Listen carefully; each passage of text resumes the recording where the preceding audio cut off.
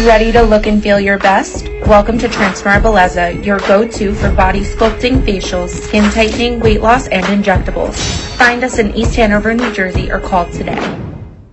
Evolve Nutrition, 110 Route 10, East Hanover, New Jersey. Evolve Nutrition, EHNJ.shop, 973-647-4625. Evolve Nutrition has all your favorite supplements and vitamins, health and wellness products, fresh meals, protein snacks, gym apparel, and accessories.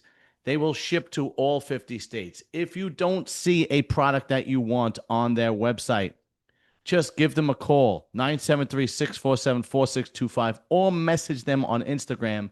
Tell them what you want. They will order for you, and they will ship it to you to any state in the country. But the best part is 20% off with this discount code SS20. Or when you call them, just tell them to show the commercial on Serious in Selling This Bodybuilding. Evolve Nutrition, 110 Route 10, East Hanover, New Jersey. The website, www.evolvenutritionehnj.shop, 973-647-4625. And don't forget the discount code SS20 for 20% off your favorite products. All right, John Livy, your host, Serious in Silliness Bodybuilding. Before we get to the topic at hand, if you guys have not watched last week's Muscle Talk, please go back and watch it, the one where Joe Palacios is on. I'm going to try to have Joe on as much as possible. He's already coming back Monday to do Shooting the Breeze with me and Lee. He fits right. He's so funny. He fits right in. He's a knockaround guy. I really like him, and I'm really hoping he goes far in bodybuilding, which I'm sure he is. The guy is got everything he needs to be a champion, and he's only 31 years old. But anyway, this week's Shooting the Breeze, which is Monday Night Live at 8:30 Eastern, it's going to be me, Lee, Joe, and Amanda Deeby's going to be joining us. So it should be really, really interesting. So please come and join us. It should be fun. You know, we talk about bodybuilding where we chop it up a lot here in Serious and Silliness Bodybuilding.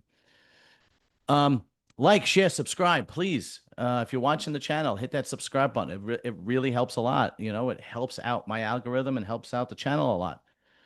All right. The topic at hand.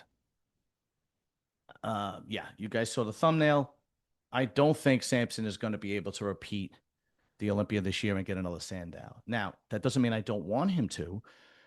If you guys have been following me in my channel, my two favorite bodybuilders are one Samson, two Nick Walker. They are the bodybuilders I like the most as people and as bodybuilders, if that makes sense.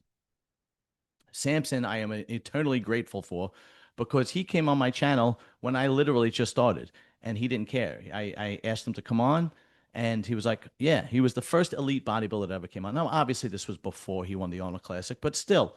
And he's come on like, I think 3 different times. So I want him to repeat. Believe me, if he wins, I will be ecstatic. I want him to repeat. Nick Walker, I love that guy, but first of all, because he's got a great personality. Secondly, I know you guys are gonna make fun. The way he treats his mother, he just adores his mom. And to me, anybody who treats their family like that just deserves love and respect. Okay. Now, that being said, once I take my emotional hat off and I put on my critical thinking hat, okay, I have to call a circle a circle. I don't think Samson is going to repeat and get another Sandow. Here's why. Number one, Hottie is coming for blood. I've never seen a bodybuilder hate losing as much as Hottie Chupin hates losing. He hates losing. Okay. Second place is not good enough for Hottie. He absolutely hates losing. So you know he's going to do everything in his power to come back to the States and take that O back to Iraq. You know he's going to. You know he is gunning for that win. Okay, number 2. Derek Lunsford was off last year and got 3rd, and he now knows the mistakes that he made. He clearly knows the mistakes that he made because he did the Arnold and he won impressively. He dominated Samson. And that's something to be said. He has Chris Aceto in his corner. They figured out what they did wrong, and now they fixed the problem, and he won the Arnold, and he won the Pittsburgh right after that. And that comes down to reason three: Nick Walker. Nick Walker gave Derek a run for his money like nobody's business in Pittsburgh. And last year, Nick wasn't even in the Olympia. And Nick has been able to bring a package this year better than he's ever brought. So this is really any man's game, really. So the fact that Derek was a little off at Pittsburgh and Nick and him were battling, and then Derek decisively beat Samson at the Arnold, and Samson can't seem to get into Derek or Nick conditioning, I think it's going to go against him. Samson's calling card is his size and his shape. He is the biggest, most beautiful bodybuilder on that stage, but his conditioning gets better with every show, but it's never diced and hard like a Derek or a Hottie or a Nick Walker. And they know this. Believe me, they know this, and they know. All three of them know that's how they're going to beat Samson. Don't let them fool you. Okay? Don't let all the nonsense fool you. These three guys and their camps know the way to beat Samson is through conditioning because they know Samson has a hard time bringing in the conditioning. Now, that being said, Samson did say he's going to be working on his conditioning, but we've never seen a Samson diced like a Derek or a Nick or a Hottie. There's also younger guys coming up. Okay, you got Martin Fitzwater that came in fourth last year, and he looked amazing. Okay, he is a young, up and coming bodybuilder, and I truly believe he is the future of this class. I think the open class, the future is Martin Fitzwater, Keon, and Tony Burton. I think those three guys are the future. Okay, in the next 3 to 4 years, I think those are the guys you're going to see in the 1, 2, 3, 4 circle. Tony Burton is coming. He looks amazing. He destroyed the competition at the Legion. I think he's going to be in the top 5. I truly think he's going to beat out Andrew Jack. That's how good that's how impressive he is to me.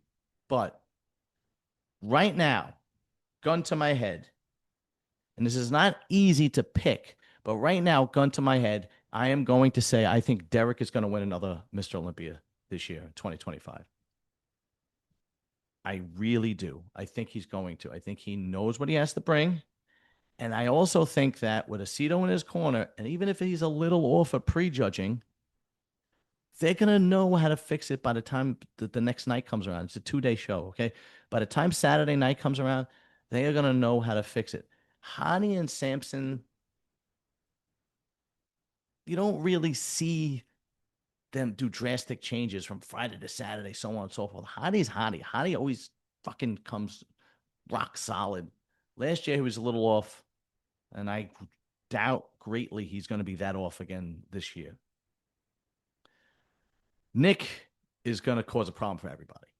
Okay, this is not going to be easy for any of those 4 guys I just mentioned.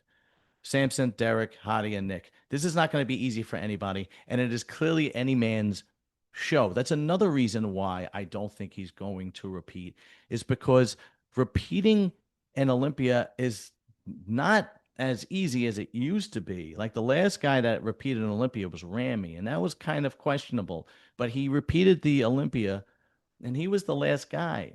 You know, there's no dominant Mr. Olympia like a Phil or like a Ronnie or like a Dorian. It's very interchangeable now. Anybody could beat anybody in any given night at the Olympia this year. They really, really can't. And Steve Weinberger, to his credit, if you're off, you're out because the next guy he knows is coming for blood. So what I mean by that is he's not going to give anybody a gift at the Olympia. You gotta come and take it. So if Samson is a little bit off, I think the other guy, somebody else is going to take it. I think that guy's going to be Derek. I really do, you know? And you got to give Steve Weinberger his just due because before Steve, there was a lot more. I know there's always politics in bodybuilding. I get it. But at that big stage, there were a lot of politics being thrown around. You know, there were times where, like, Jay Cutler should have lost to Victor. A lot of people believe.